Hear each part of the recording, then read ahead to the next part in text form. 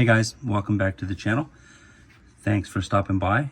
For those of you that are following along, you know that this car was out of alignment and I could turn to the right, but I couldn't lock out going to the left. I could only turn about halfway. So I have the gas tank out because I'm restoring the gas tank, but I found the problem, and the problem is I've got the tie rods disconnected from the Pitman arm here, but where the steering column goes into the steering box, there is, I don't know if you can see it, but right where the screwdriver is, there is a notch, and that notch has to line up with this line right here on the steering box.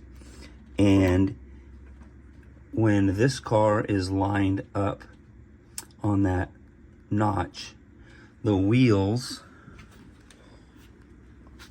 are turned about 30 degrees. And what I found was, if you look at the Pitman arm is way too close to the tunnel.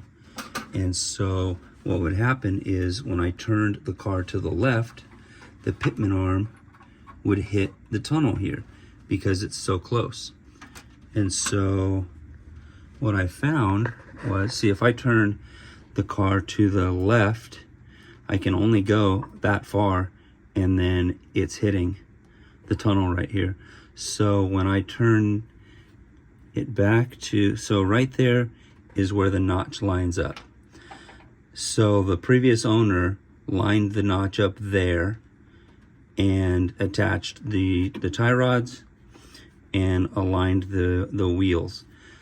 What should have happened was, if you turn this 360 degrees all the way around, you can line that notch up again.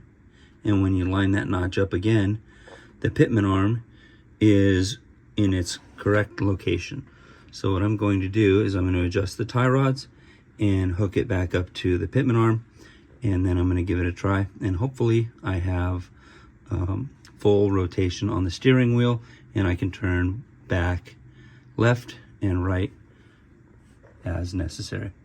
Thanks again for coming in, and I will give you an update when I'm done.